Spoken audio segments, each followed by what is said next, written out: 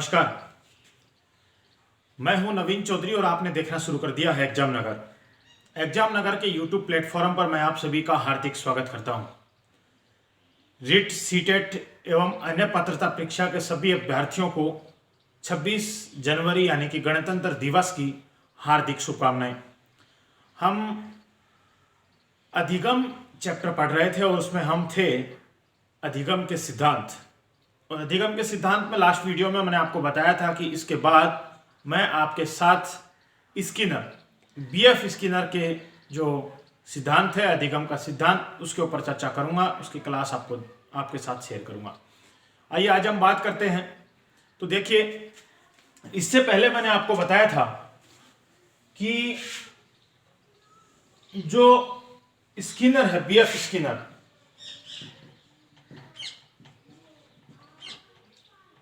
BF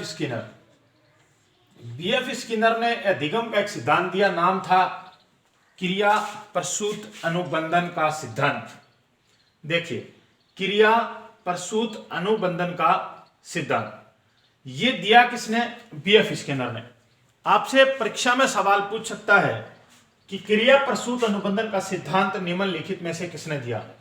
प्रिय विद्यार्थियों, तो बात याद रखना, इससे पहले के सिद्धांतों में भी मैंने आपको बताया था और आगे भी बताऊंगा, और गेस्टलवादियों के जो सिद्धांत आएंगे उसमें मैं आपके साथ चर्चा करूंगा कि जो अधिगम के जो सिद्धांत हैं इनके प्रत्येक के कुछ उपनाम हैं और उपनाम से रिलेटेड सवाल पूछे जाने की संभावना इसलिए ज्यादा हो जाती है क्योंकि आपने ये नाम हमेशा सुने हैं और यही नाम आपके दिमाग में होते हैं, और एग्जामिनर जो है वो ये चाहता है कि वो आपसे कुछ हटके सवाल करे, और हटके सवाल करने का अगर नाम जो है, सिद्धांतों के नाम है, उन्हीं की अगर अपन बात कर लें तो उन्हीं की बात में अगर वो आपसे सवाल पूछे जाने की संभावना होगी तो वो आपसे चाहेगा कि जो सिद्धांत है इनके, इन सिद्धांतों के उपनाम आपसे पूछे।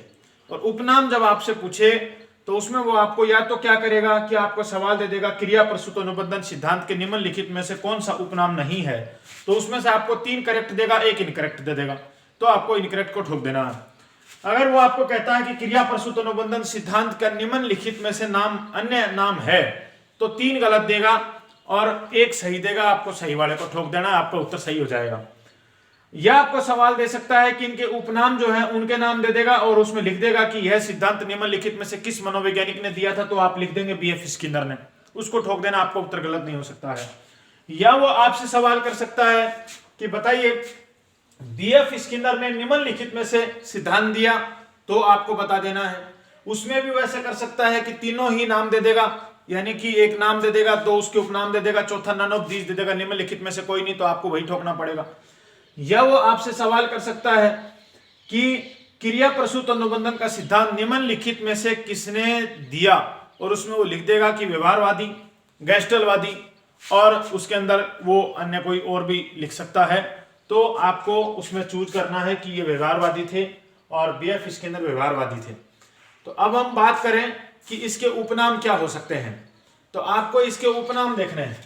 जब आप इसके उपनाम देखेंगे तो उपनाम में आपको देखना है कि एक तो होता है साधनात्मक अनुबंधन का सिद्धांत। साधनात्मक अनुबंधन का सिद्धांत, देखिए एक बार आप जब इनके नाम देखेंगे तो नाम के बाद में आपको 100% ये याद हो जाएंगे। तो इनके नाम जब आप देखेंगे, दूसरा है उत्सर्जित अनुबंधन का सिद्धांत, उत्सर्जित अनुबंधन का सिद्धांत। तीसरा है इनका नैमित्तिक अनुबंधन का सिद्धांत, अनुबंधन का सिद्धांत। अगला है सक्रिय अनुबंधन का सिद्धांत।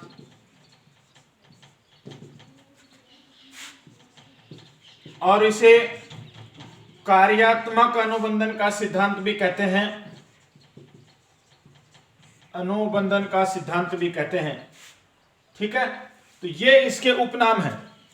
प्रिय विद्यार्थियों, सबसे बड़ी समस्या ये होती है कि इनके जो उपनाम हैं, इनके उपनाम और इसका एक नाम, ये जोड़ के हमने यहां 5 लिख दिए हैं।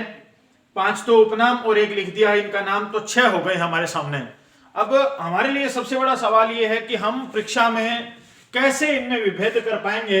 ये सारी जो चीजें हैं ये सब एक ही हैं, ठीक है। तो इन सब में एक हम इसमें जुगाड़ लगाते हैं, न्यूमेरिक्स इसके अंदर एक हम प्रयोग करते हैं। जब न्यूमेरिक्स हम लगाएंगे, जुगाड़ अपना ठोक देंगे, तो आपके ये 100% याद हो जाएंगे। देखिए समझिए इस बात को। सबसे पहले वो कहता है कि क्रिया प्रसूत अनुबंधन का सिद्धांत, और क्रिया प्रसूत अनुबंधन का जो सिद्धांत है वो किसने दिया? स्किनर ने दिया। किसने दिया? स्किनर ने दिया। जब वो क्रिया की बात करता है तो आपको यही समझ लेना है कि क्रिया और कार्यात्मक, ठीक है, कार्यात्मक कार्य, यहां भी कार्य की बात है, और कार्य कब होता है? जब क्रिया होती है। तो यहां भी क्रिया की बात हो रही है, तो दोनों लगभग आप इसमें से विभेद करने की कोई आवश्यकता पड़ेगी ही नहीं। अब समझिए सबसे बड़ी बात, कोई भी काम करने के लिए हमें उसकी साधना करनी पड़ती है। क्या करनी पड़ती है? साधना करनी पड़ती है। कोई काम हम कर रहे हैं, कोई साधु साधना कर रहा है, क्यों कर रहा है? भगवान को प्राप्त करने के लिए वो साधना कर रहा है, ठीक है, तप कर रहा है, तपस्या कर रहा है, तो वो साधना कर रहा है। और जब वो साधना करता है, जब कोई भी साधना करता है, तो कोई ना कोई चीज उत्सर्जित होती है, और वो उत्सर्जित कहीं और कोई जगह से उत्सर्जित होती है। मान लो उसने साधना करी, और साधना उसने करी कि साहब उसने भगवान से साधना करी। मान लीजिए आप हैं और आप साधना कर रहे हैं कि हे भगवान मेरी रीट की परीक्षा पास करवा दे, और रीट की परीक्षा पास करवा देगा तो मैं 3rd ग्रेड का अध्यापक बन जाऊंगा। क्या बन जाएगा? 3rd ग्रेड का अध्यापक बन जाएगा, ठीक है। ये आप साधना कर रहे हैं, तपस्या कर रहे हैं, भगवान से मांग रहे हैं। किससे मांग रहे हैं? भगवान से। भगवान जी को आपने बोल दिया।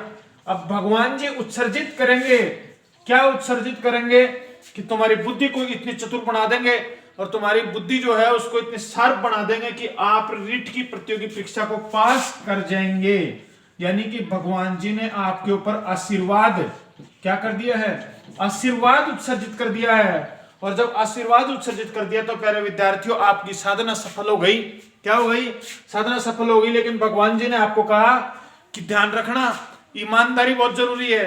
आशीर्वाद तो दे रहा हूं, लेकिन ईमानदारी रखना। अगर ईमानदारी से तुम तैयारी करोगे, ईमानदारी से अगर तुम तैयारी करोगे, तो तुम्हारे का सफल होने से कोई आदमी रोक नहीं सकता है। तुम भूलोगे नहीं, मैंने बता दिया। आप जो भी पढ़ोगे वो तुम्हारे याद हो जाएगा। ये भगवान जी ने तुम्हारे को आशीर्वाद दे दिया। तो आपका ये नैतिक दायित्व बनता है। क्या बनता है? नैतिक दायित्व बनता है प्रिय विद्यार्थियों की अब आपको ईमानदारी से नैतिकता के साथ तुम्हें तैयारी करनी है। तो ये तुम्हारा नैतिक दायित्व हो गया। किसका हो गया नैतिक दायित्व? आपका खुद का। आपका हुआ तो आप क्या बोलेंगे कि मेरा नैतिक दायित्व हो गया है।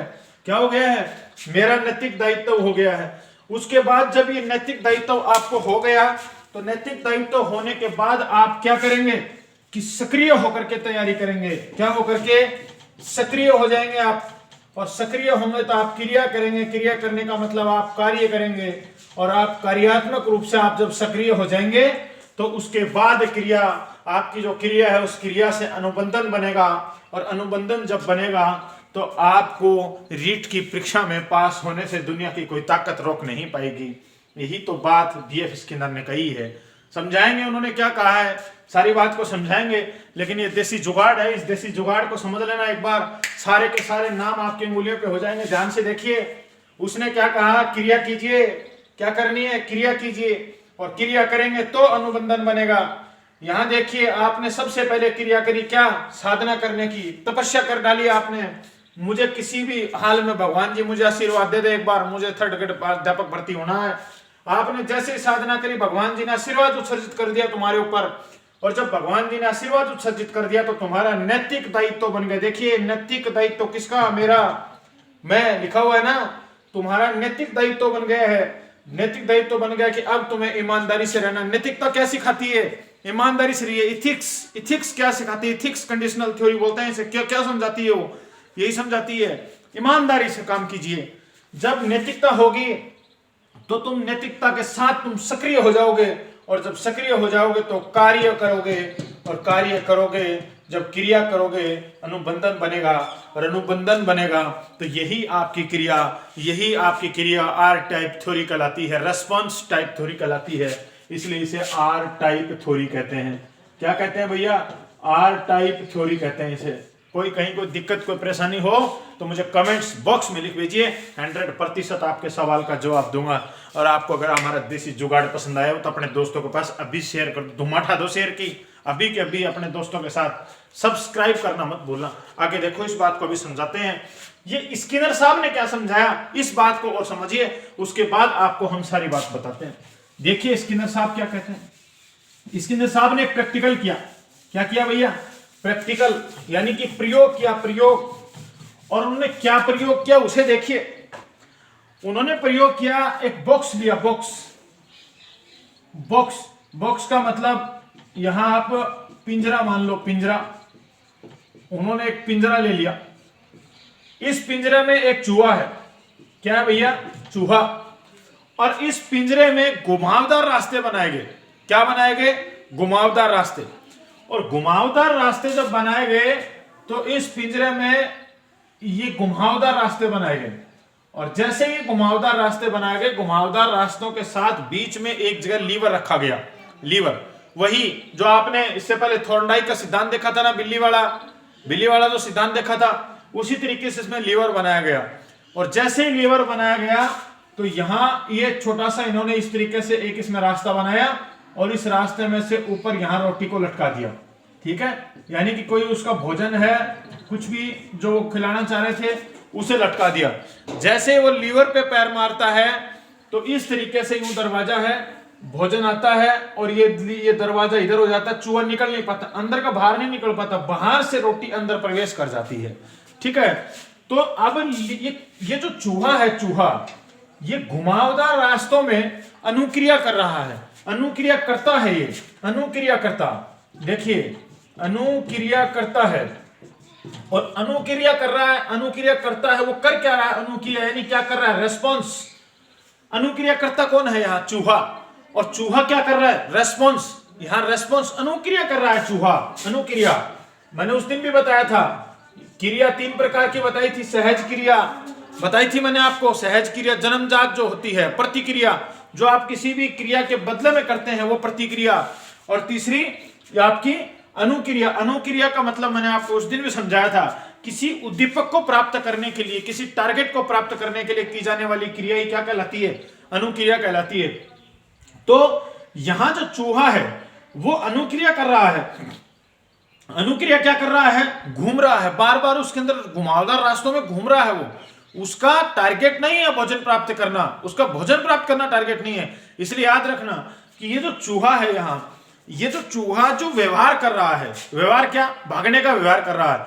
ये भागने का व्यवहार उद्दीपक को प्राप्त करने के लिए नहीं है, उद्दीपक प्राप्त नहीं करना चाह रहा। वो तो गेट से बाहर भागना चाह रहा है कि मुझे गेट से बाहर भाग जाऊं, लेकिन उसको प्राप्त क्या हो रहा है? यहां भोजन प्राप्त हो रहा है। पैर किस पे मारा? लीवर पे।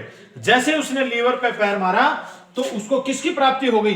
भोजन की प्राप्ति हो गई। इसलिए आपको इस बात को याद रखना है कि ये जो प्रयोग उन्होंने किया, ये प्रयोग करने के बाद स्किनर साहब समझाते हैं कि देखिए यहां उसने जो सीखा, उसे जो अधिगम की प्राप्ति हुई, वो अधिगम की प्राप्ति उसे स्टिमुलस के लिए नहीं हुई।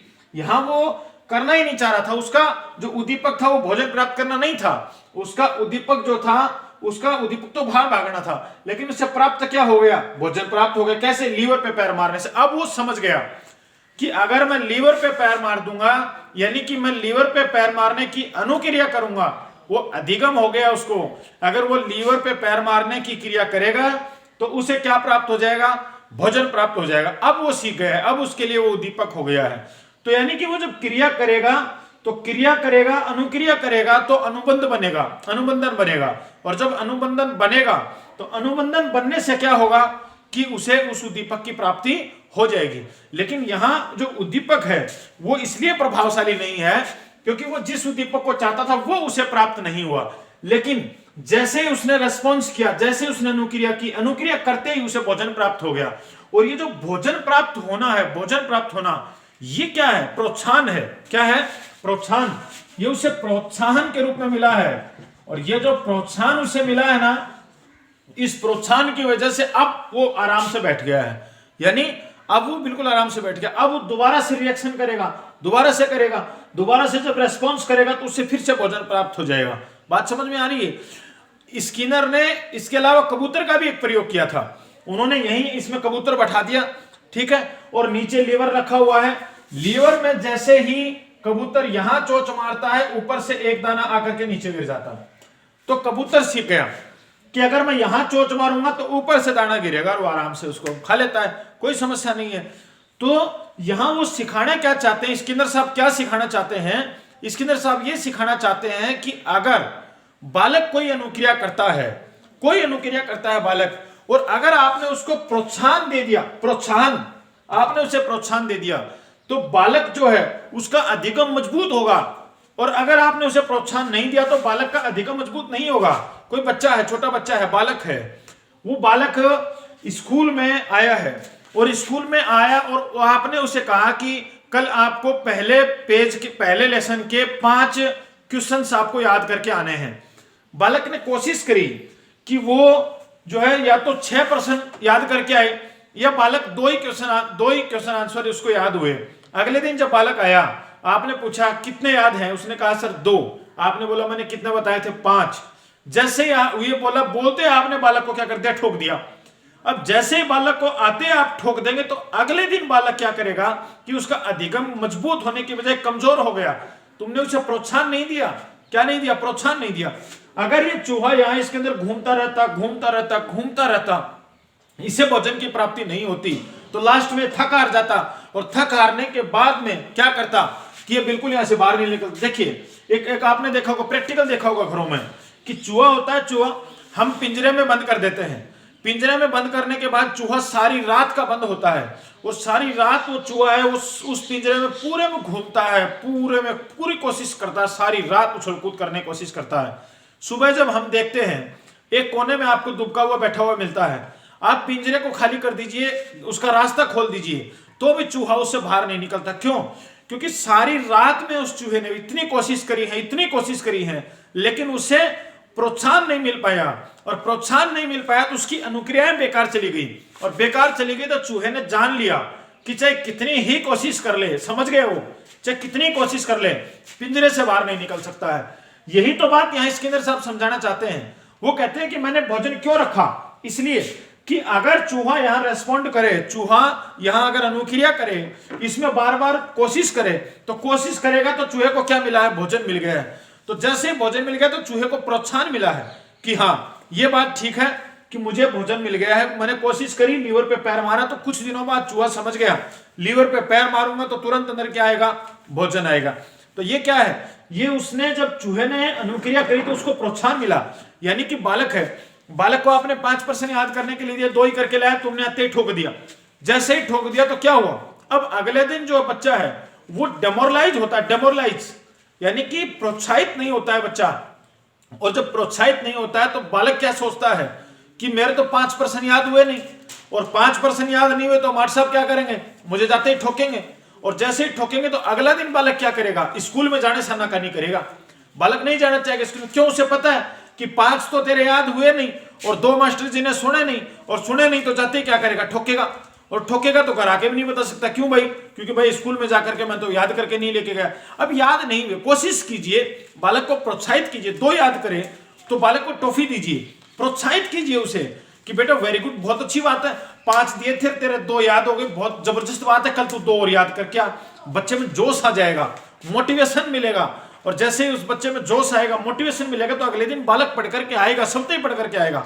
और अगर ऐसी सिचुएशन नहीं हुई, आपने उसे प्रोत्साहन नहीं दिया, प्रोत्साहन नहीं देंगे तो बालक नहीं पढ़ करके आएगा। बात समझ में आ रही है? तो ये जो स्किनर साहब ने जो ये अपना सिद्धांत दिया, अपनी थ्योरी प्रस्तुत करी, ये यही कहती है कि अगर बालक कोई कार्य कर रहा है, कोई अनुक्रिया कर रहा है, तो अनुक्रिया कर रहा है तो उसको अगर आप प्रोत्साहन देते हैं तो अधिगम मजबूत होगा, और अगर आप उसे प्रोत्साहन नहीं देते हैं तो अधिगम क्या हो जाएगा? कमजोर हो जाएगा। तो आपको इससे यही समझना है कि ये जो सिद्धांत है वो मूलतः किसके ऊपर निर्भर करता है? पुनर्बलन के ऊपर निर्भर करता है। पूर्णतः पुनर्बलन के ऊपर ये अपना जो सिद्धांत है, ये पूरे में बार बार पुनर्बलन के ऊपर जो है वो अपना फोकस देते हैं कि बच्चे को प्रोत्साहन दीजिए, पुनर्बलन दीजिए, दोबारा से उस बच्चे को बल दीजिए। तो नहीं पढ़ा बच्चे ने, कम पढ़ा, प्रोत्साहित कीजिए और प्रोत्साहित करके कहिए बेटा कोई बात नहीं, आज आपने 2 प्रश्न याद करे, कल 4 करके लाओ, 2 और करके लाओ, तो बच्चे को पुनर्बलन मिलेगा। इसलिए मैंने तुम्हें बताया था, अगर आपसे सवाल पूछे कि निम्नलिखित में से पुनर्बलन का सिद्धांत किसने दिया, तो आपको समझ लेना है कि वो इस सिद्धांत की बात नहीं कर रहा है। बात समझ में आ रही है आपको? लेकिन अगर वो आपको कहे कि निम्नलिखित में से किस मनोवैज्ञानिक ने पुनर्बलन को अपने सिद्धांत के अंदर सबसे ज्यादा महत्व दिया, तो आपको याद रखना है कि बीएफ स्किनर की बात कर रहा है। अगर पुनर्बलन को महत्व देने की बात करता है तो इस बात को आपको याद कर लेना है।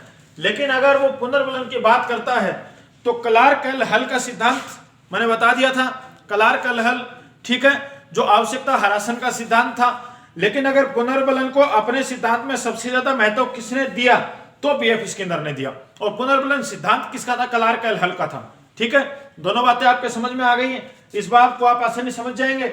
इसका एक बार स्क्रीनशॉट ले लीजिए, आपके बिल्कुल दिमाग के अंदर सेट हो जाएगी ये बात। ठीक है, इसके बाद हम आगे की बात करते हैं।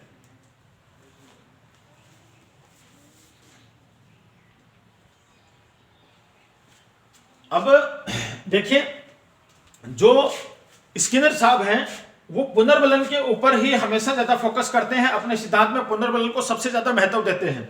ठीक है, स्किनर साहब कहते हैं कि अगर बालक ने कोई भी क्रिया करी, कोई भी अनुक्रिया कर रहा है बालक, अनुक्रिया करते ही उसको तुरंत पुनर्बलन दे दो। जैसे तुरंत पुनर्बलन दे दो, बच्चा ज्यादा सीखेगा और मजबूत होगा। अगर आप उसे डांटेंगे, पीटेंगे, तेरे घर कह दूंगा बेटा, घर वाले भी तेरे को पीटेंगे, मैं भी तेरे को पीटूंगा, उल्टा लटका दूंगा, ये वो फलान जिकड़, इस तरह की जितनी तमाम तरह की बातें हैं, बच्चे को पुनर्बलन नहीं देती हैं। जब बालक को पुनर्बलन नहीं देंगी तो बालक नहीं पढ़ पाएगा। ये बात बीएफ स्किनर साहब ने कहा। ठीक है, बीएफ स्किनर साहब जो है, ये बीएफ स्किनर साहब ने ही एक तो अपना जो इन्होंने दिया था माइक्रो टीचिंग, एक शब्द है माइक्रो टीचिंग। कई बार ये इस रिलेटेड चीज पूछ लेता है कि माइक्रो टीचिंग जो है ये किसने दिया था। तो ये आपको याद रखना है कि माइक्रो टीचिंग जो शब्द है ये भी बीएफ स्किनर साहब ने दिया था। और इसी के साथ जो है अभिकर्मित अनुदेशन, अभिकर्मित अनुदेशन, अभिकर्मित अनुदेशन, अभिकर्मित अनुदेशन, यानी कि वो कहते हैं कि शिक्षक जो शिक्षण का जो कार्य कराए, टेक्नोलॉजी ऑफ टीचिंग इनकी किताब थी, उसमें इन्होंने इन दोनों शब्दों का सबसे पहले प्रयोग किया, माइक्रो टीचिंग। वो कहते हैं कि सूक्ष्म तरीके से बच्चों को शिक्षण कार्य करवाइए, छोटी छोटी चीजें पढ़ाई, छोटी छोटी। जैसे आप सूक्ष्म तरीके से कैसे कि आप बच्चा स्कूल में गया, स्कूल में जाते आपने बच्चे को बोला कि हाँ बेटा 2 का पढ़ा याद करके लाना तेरे को, उसे पता ही नहीं है 2 का पढ़ा तुमने जनरेट कैसे कर दिया। उसे पहले तुम्हें क्या करना पड़ेगा, गिनती सिखानी पड़ेगी। कर्मिक अनुदेशन कराइए उसे, अभी कर्मिक अनुदेशन कराइए। जब यानी कि प्रोग्राम्ड इंस्ट्रक्शन अगर आप बच्चे को देंगे, कर्मिक तरीके से देंगे तो बालक सीख जाएगा। आपको उसे समझाना पड़ेगा बेटा ये गिनती होती है, फिर आप उसे गिनती सिखाएंगे, फिर आप उसे बताएंगे कि 1 में 1 जोड़ेंगे तो 2 बनेंगे, यानी जोड़ सिखाएंगे। उसके बाद आप उस बच्चे को गुणा सिखाएंगे, तब जाकर के बच्चा क्या सीखेगा, पढ़े सीखेगा। यानी जब बच्चा बालक स्कूल में आता है तो आप उसे सबसे पहले क्या बताएंगे, बेटा अंग्रेजी की वर्णमाला याद करनी कैसे, A for apple, B for ball, ऐसे सिखाएंगे। ए अनार, आ आम। आप आते बच्चे को बोलेंगे बाराखड़ी सिखाऊंगा तेरे को, नहीं सीख पाएगा। क्यों?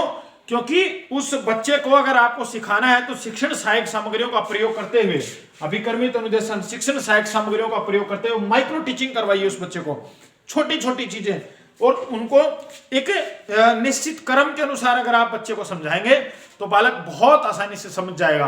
तो आपको याद रखना है, टेक्नोलॉजी ऑफ टीचिंग नामक पुस्तक जो है स्किनर साहब ने लिखी थी, और उसमें उन्होंने माइक्रो टीचिंग और अभिकर्मित अनुदेशन, इन दोनों ही शब्दों का प्रयोग उन्होंने यहाँ किया था। माइक्रो यानी कि सूक्ष्म तरीके से छोटे छोटे टुकड़ों में बांट के समझाइए, अभिकर्मित अनुदेशन यानी शिक्षण सहायक सामग्रियों का प्रयोग कीजिए, और ये करके आप उन्हें इस तरीके से पढ़ा सकते हैं।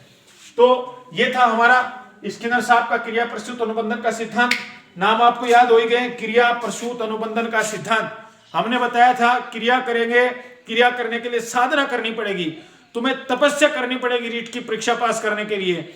जब तुम तपस्या करोगे तो भगवान तुम्हें आशीर्वाद देंगे। क्या देंगे? आशीर्वाद। आशीर्वाद के रूप में वो आशीर्वाद उत्सर्जित कर रहे हैं। कौन? भगवान जी। जब आशीर्वाद उत्सर्जित कर रहे हैं तो वो कह रहे हैं बेटा ईमानदारी से तैयारी करना, नैतिकता के साथ तैयारी करना।